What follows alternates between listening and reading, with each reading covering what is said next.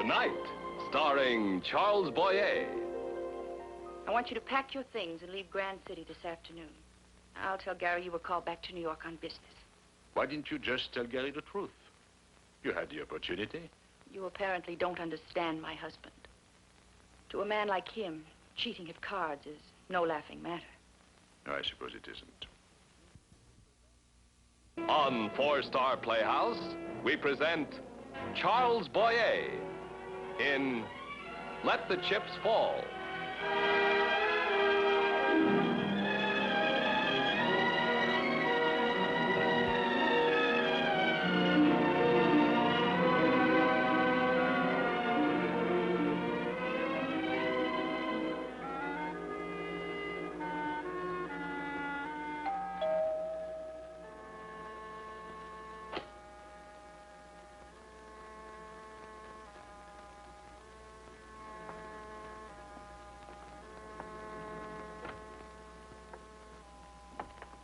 I'm Fabian Peck. Oh, yes. Please come in, Mr. Peck. Thank you. I'll take that. Well, thanks. Please do sit down.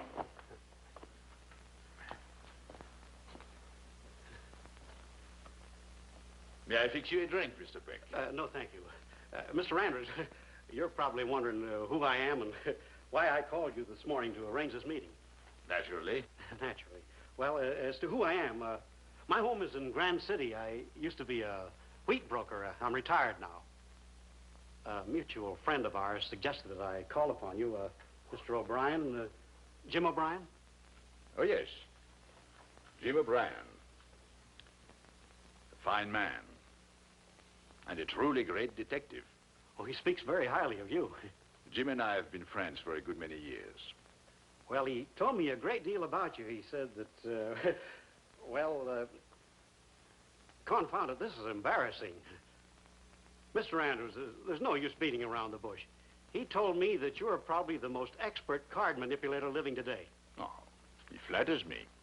He told me that you, for several years, made an excellent living playing cards. That is until, You mean until Jim and a friendly judge decided to send me away on a 5-year vacation? You can speak freely, Mr. Peck. For many years, I was known as a card sharp. I was eventually caught, convicted, and I served my sentence. Now I'm reformed. Or you might say I am, well, like yourself, retired. Well, thank you for saying it for me. I hope that takes care of your embarrassment, Mr. Peck. Now, please do sit down. Now, you've come to me because Jim O'Brien told you I was a card sharp. Now, I'll ask you the obvious question. Why? Well, I wish to engage you professionally. I'm one of a group who belong to the Chess and Whist Club in Grand City. For several years now, 6 of us have met on Wednesday nights to play poker. Now, we play for rather high stakes. Of course, a few dollars, won or loss of an evening doesn't worry us. We play really for the fun of the game. Do you follow me? Of course. Well, Mr. Andrews, several months ago, we invited a new man to join our poker group. Now, it's this new man that I wish to discuss since, some of us are afraid he's not playing the game honestly. A cheat? Only a suspicion. We have no proof. A card sharp as a member of a wealthy poker club. Well, forgive me, Mr. Peck, I don't mean to make light of the situation, but the idea appeals to me, or would have, at one time. Oh, it's very upsetting, Mr. Andrews. Now, when we invited Gary Anker to join our poker group, we checked his background, of course. Yes, of course. He comes from good stock, married, a nice home, solid business in Grand City. Now, why should a man like that want to cheat? Now, you said you were not certain he was cheating. No, we're not, but for several months now, he's been winning consistently, and we began to wonder. He never loses. Never. It's no fun playing anymore. Now, if Gary Anchor is a cheat, he must be made to resign. But if he's been winning on luck, then we all owe him a mental apology. Do you understand? You make it very clear. Then on behalf of myself and my friends, I wish to engage you to return with me to Grant City.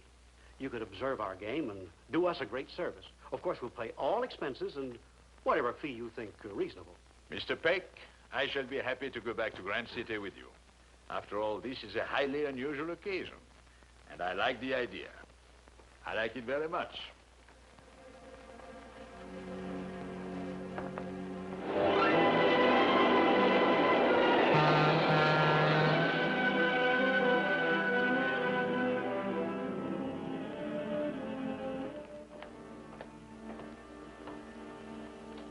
Gentlemen.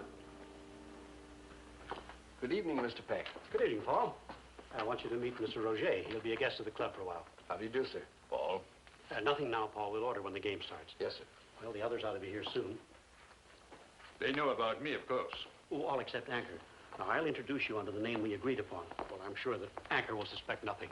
Do you wish me to join in the game? Oh, yes. Now, any winnings of yours will be turned back to us, and we'll reimburse you for anything you lose. Fair enough. Well, there he is. The first to show up, Gary Anchor. Evening, Fabian. Gary? Where is everybody? Well, we seem to be the first here. Gary, I want you to meet a friend of mine, Philip Roger. Philip, this is Gary Anchor. How do you do? It's a pleasure, Mr. Roger. You're a poker player, I hope. Of sorts. I've invited Philip to join our game. He'll be in Grant City for a few weeks, and, well, I thought he might enjoy it. Well, I feel lucky tonight. Of course, you understand we play mainly for the fun of the game. What else? Oh, Grinnell and Morgan just come in. Shall we join them? It's up to you, Sheridan. Too steep for me. I should raise you, Gary. Go right ahead. All right. Up 5. Are you with us, Roger? I think not. Never was a good man for a bluff. I'm out. Well, I think I can... No, I better wait. Count me out. Morgan, I'll go for the raise. I'll meet that. And raise 5 more.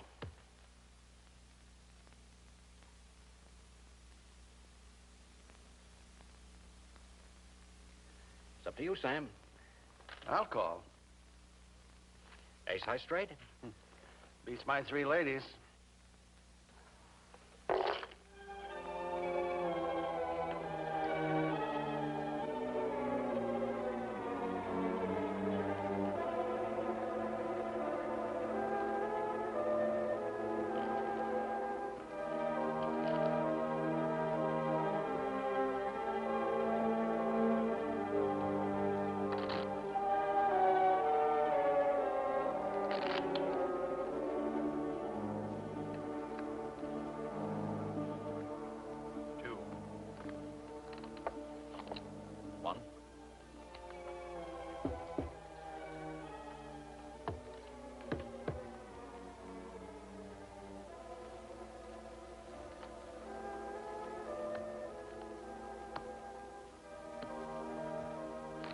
Better make us the last hand. So early. It's getting pretty late, Gary. Deal me a good hand, Sheridan. I can use one. I'll do my best.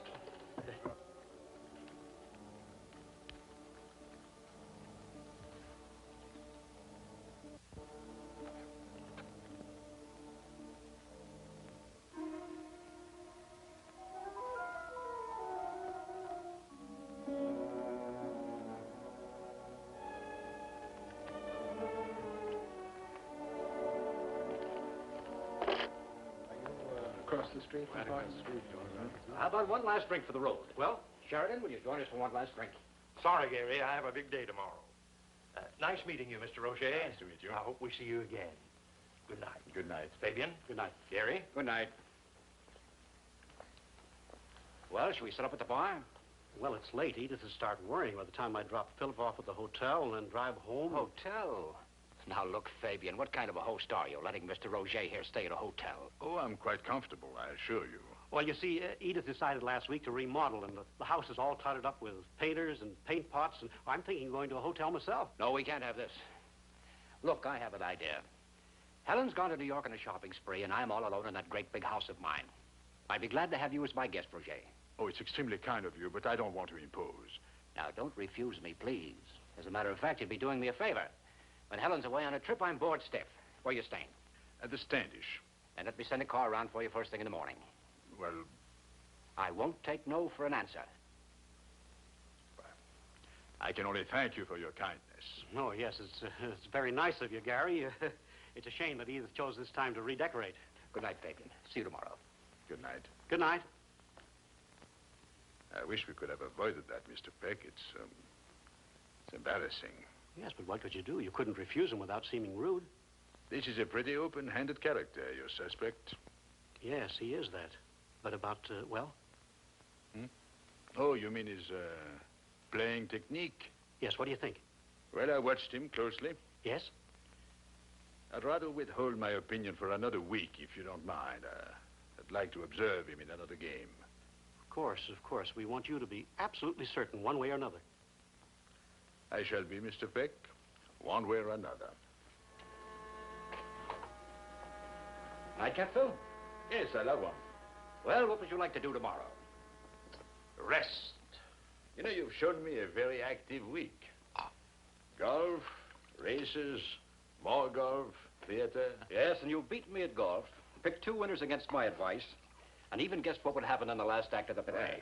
Phil, I'm a man who likes competition, but I also like to win. How about another game of golf tomorrow? Give me a chance to get even. All right. But I probably will be too exhausted to pick up my poker hand tomorrow night. Oh, that's right. Tomorrow is Wednesday. Well, I'll save my revenge for the game, then. Do you always win at poker, Gary? Oh, I'm a pretty lucky guy at cards. I usually manage pretty well. Surprise. Oh, I'm sorry, darling. I thought you were alone. Is it business? No, it isn't. And even if it were, I'd still want you to break. Gary. Oh, my wife's from Boston, Philip, and in Boston, they never kiss in front of strangers. Darling, I want you to meet my friend, Philip Roger. How do you do? How do you do, Mrs. Anker? Have we met, Mr. Roger? I have the feeling I've seen you before. I don't think so. I'm sure I would have remembered you, Mrs. Anker. Phil's staying with us for a while, darling. He's a friend of Fabian Peck's. Well, good. I hope Gary's made you comfortable. Most comfortable, I assure you. I practically forced him to stay. But I told him I was bored with you in New York, and I won. So was I. That's why I cut short my trip and came home. Well, you might have called from the station. But it's a pleasant surprise anyway, darling. Gary. Oh, let's forget Boston. You know, I think it would be much simpler to forget me. So if you'll excuse me. Oh, no, please. Really, Gary, you've embarrassed our guests. Not at all, Mrs. Anker. Your husband hasn't embarrassed me. He has exhausted me. As you must know, he's an enthusiastic golfer. And while I can, perhaps, match his enthusiasm, I have a hard time matching his energy.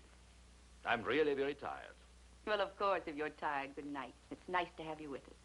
Good night, Mrs. Anker. Good night, Gary. Good night, Phil. What a guy. He's a real sweetheart, darling. He seems very nice. And yet I've seen him somewhere before. I'm almost certain of it.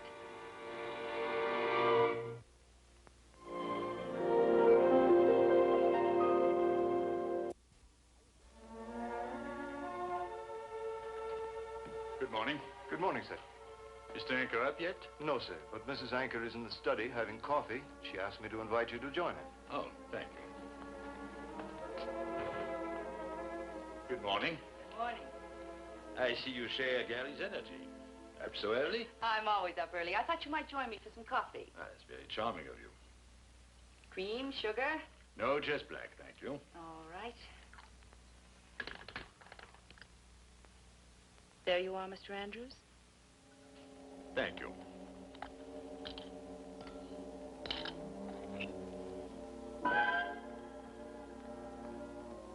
It is Andrews, isn't it? Roger Andrews? We can drop the pretense. I know who you are and what you are. I also think I know what you're doing here, and I don't like it. I'm surprised you don't deny that you're Roger Andrews. It shows an integrity that's rather unusual in a man like you. Not integrity. Just common sense. Very wise. You must be wondering how I know about you. You see, we have met before, and after a great deal of thought last night, I remembered where. Your memory is better than mine. It was 9 years ago, crossing the Atlantic on the Victoria. Oh, well, I made the trip many times. Yes, and you played cards with a great many people. One of them was my father, Henry Bannister. Bannister? Yes, I remember the name. He lost a great deal of money to you. I can remember watching you play. I was fascinated. Of course, you didn't notice me.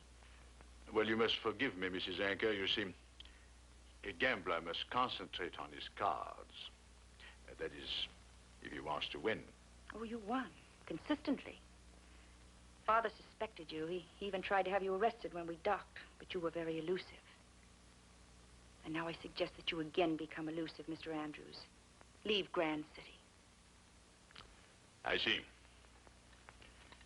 And if I don't leave? Then I shall inform the police of your plan. My plan? Obvious, isn't it?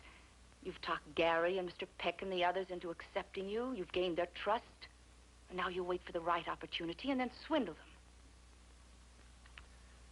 Yes, I suppose it is an obvious assumption on your part.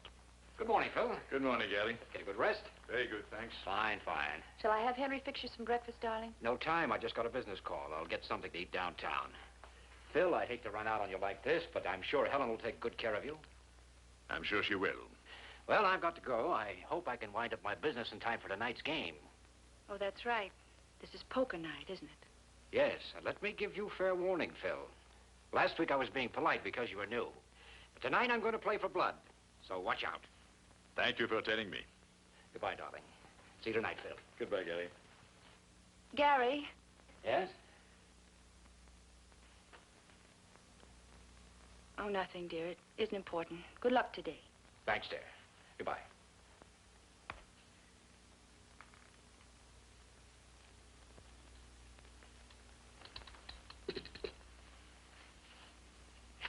May I? Thank you.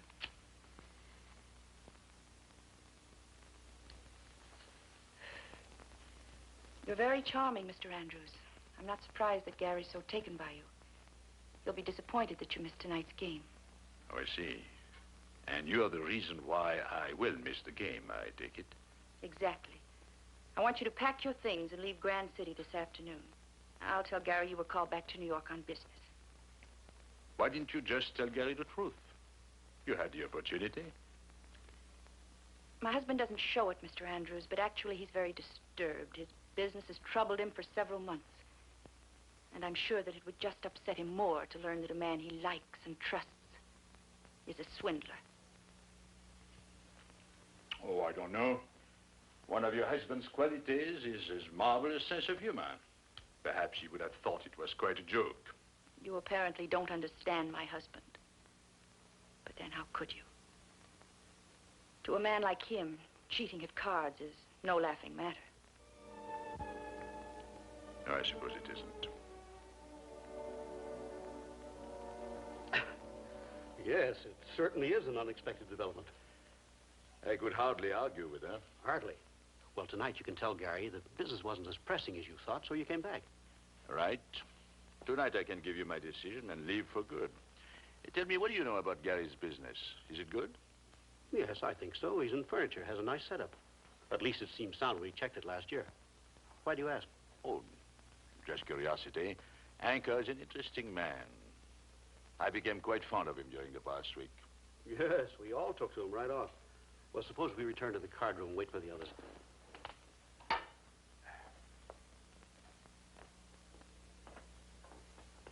I'm sorry to be late. I got caught in a traffic jam. It's all right, Bill. Gary Anker hasn't shown up yet. Well, it isn't like Gary to be late. Peck tells us you'll be able to tell us about Gary after tonight's game. I think so. Message, Mr. Peck. It's quite a strain playing under a cloud of doubt the way we have been. Certainly is. The game's not the same. It's from Gary. He phoned in that he's tied up in the business deal and to start without him. He'll join us later if he can get away. Wouldn't you know it? First night he's missed in 6 months. Well, let's play. There's no use just sitting here. Pass out the chips, Fabian. Yes, let's get started. All right. Sheridan, Bill, Grinnell, Morgan, and one for myself. Now, let's see who's going to deal. Wish Anker were here, but five-handed poker is better than no poker at all. I have a jack. I always get a deuce. Just a 10. I got an ace, my deal. Why don't you go out and get yourself a drink?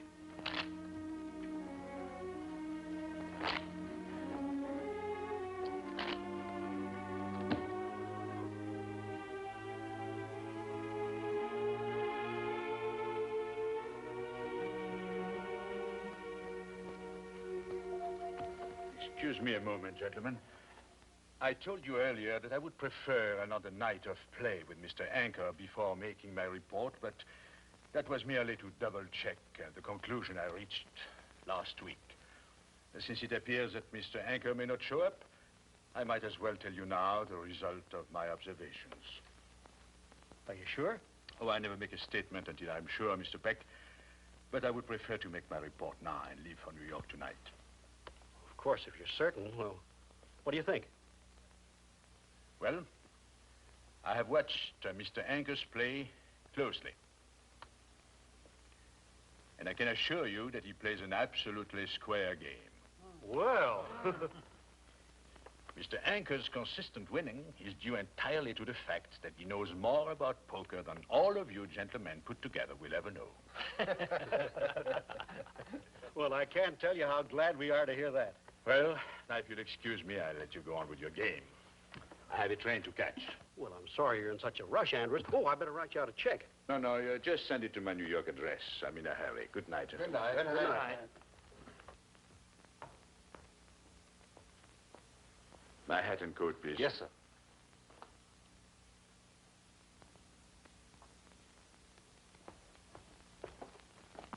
Give me a straight scotch. Yes, sir.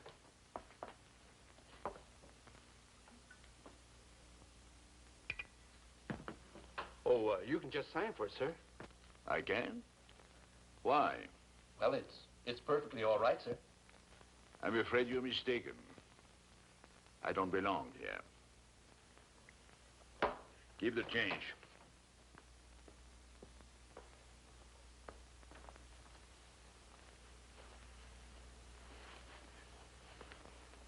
Thank you. Hey, what is this? I thought you ran out on us. Helen said you were on your way back to New York. Well, I missed my reservation, so I dropped in here to say goodbye. Well, I'm glad I got a chance to see you, too. Why all this rush back to New York? Oh, some business trouble, that's all. Well, I hope you're as lucky as I've been. I found out today that my business is finally on its feet again. I haven't felt this relieved in 6 months. It was pretty tight for a while. Oh? Yes, but it looks fine from here on. I hope you have the same luck, Phil, and it's been wonderful having you with us, even for a short week. You've been very kind to me, Gary. You accepted me at face value and gave me your friendship without question. For this, I'm very grateful. Don't be silly. You'd have done the same for me. Yes, I would. Because I like you. Have time for one last drink? No, I'm afraid not. But there is something I'd like to say. Really, Phil? What is it? You know, Gary, you're a fortunate man. Your business is in solid shape now. You have a wonderful wife, good friends. These are worth hanging on to. Don't risk losing them. I don't quite follow you, Phil. Then perhaps you can follow this. Your business was bad, and you've been forced to supplement your income with the money you won at poker. Phil, are you sick? No. Nor do I think you are. Anymore. I'll check back with Peck in a few weeks to see if your winning streak has continued. But I don't think it will be necessary. What do you mean? I mean, I'm sure you'll find a way to repay the money you've taken without their knowing it. And I'm sure you'll want to. Are you really talking about poker? Come, Gary, what else? I was onto your tricks 10 minutes after the game began. They were crude, but effective. No one knows but you and I, Gary. Why not think it over? Then, if you still feel like playing poker, fine.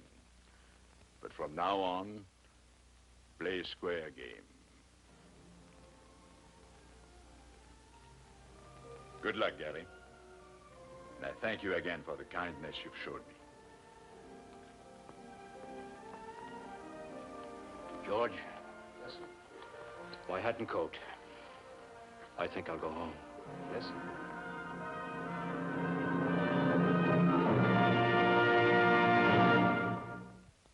Next week, singer for Star Playhouse will bring you David Niven in the role of an influential New York dramatic critic whose self-confidence is surprisingly challenged by a lovely young actress.